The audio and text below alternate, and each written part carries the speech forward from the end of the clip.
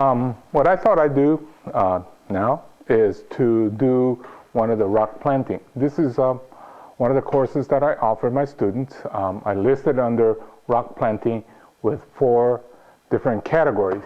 One is planting on a slab, one is planting in a rock, plasma in a rock, root over rock. And we'll take individually, but this segment here, I wanted to do planting on a slab. So this is an example that I have here. And this one is good in that it's natural with no base. We have some that I have put base on, and it does give you a little bit more sophistication, but I thought I'd start out with something that you may find up in the mountains. Of course, they're kind of heavy to look back, but here's one that's a granite from 5,000–6,000 feet. My friend and I used to go up there on his property and we'll get these. Luckily he had a truck that he didn't care too much about, and we just drove right up to it. But anyway, I'll show you how simply. First of all, of course, you need the slab. And this one sits nicely on a flat surface and it drains away. Well, many of the books, they give you this very complicated method of making things. Well, the way I look at it, you don't need to make it any more complicated than necessary. Now, I'm just starting out with a 4-inch. And I'm just going to take the root and break it up a little bit. I'm not going to cut the roots. I'm going to leave the roots intact, but just taking some of the soil off, okay? And then place it about where you want it. I'm going to check the front. I think this looks better. Check the tilt.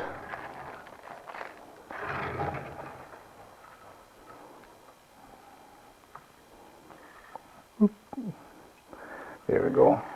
Okay, so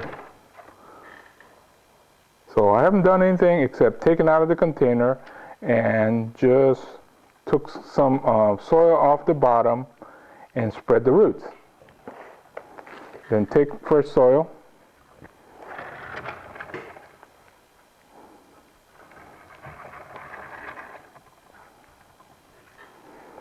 Now, when you're doing planting on a slab, you went through a lot of trouble to get this slab. You don't want to cover the whole thing up, do you? So place the plant in relation to the container and build this mound, right? And all you have to do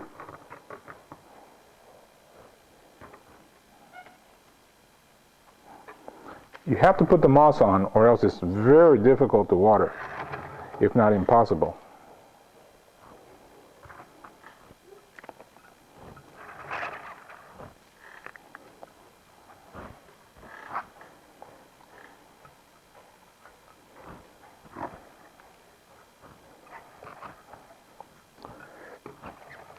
It's so simple. So simple.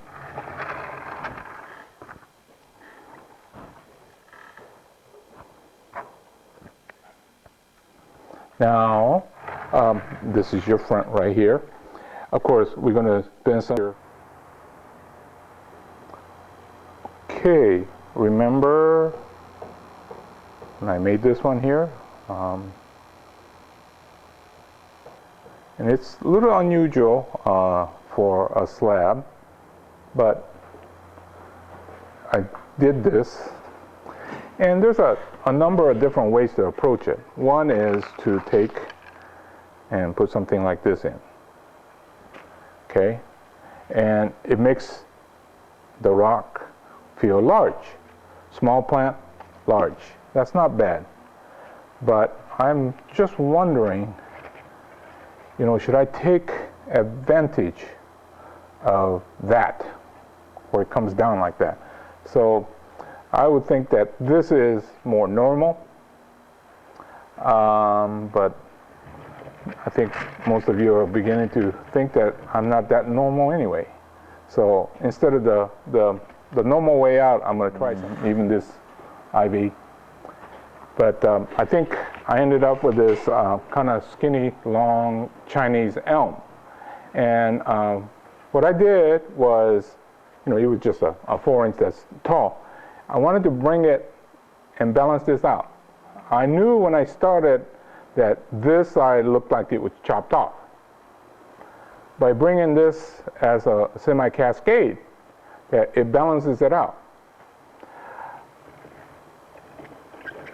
I think the solution is unique, but it fits the situation at hand. When you're working on designing, always consider, well, the normal course, but think in terms of what's the least likely thing that you would consider. And of course, least likely may be not the answer, but on this one here, I felt that I wanted to try something different. I had a chance to build this pedestal high, so it is almost like a cascade pot. And then having this side chopped off, it really begins to balance that out. Now, I realized that this is not much of a bonsai yet. It was semi-trained starter plant.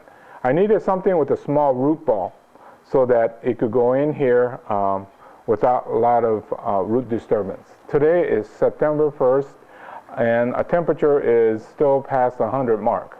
So this is not a good time to be chopping on roots and things like that. So I took the 4-inch, spread the roots, added fresh soil, added the moss to stabilize, wired, and then brought it down. At one time, I was thinking of bringing this down so that you keep your focus, but I think it looks better coming out that way. And then right now I have like 3 apexes. Eventually there'll only be 1, but I just need to get this stabilized, probably either towards the end of this year, or definitely by next spring I will be able to start this shaping process. But the trick is not to rush. Do one thing correctly and just wait. So right now, I just want to get the root established well in here so that it's not going to be flexing around. And then I'll start the training process as I deem is ready to go. But here it is. I'm going to rotate it one more time before I go put this back into my growing area, and I shall tag it so that it doesn't get sold before you see the end product. Maybe I should go ahead.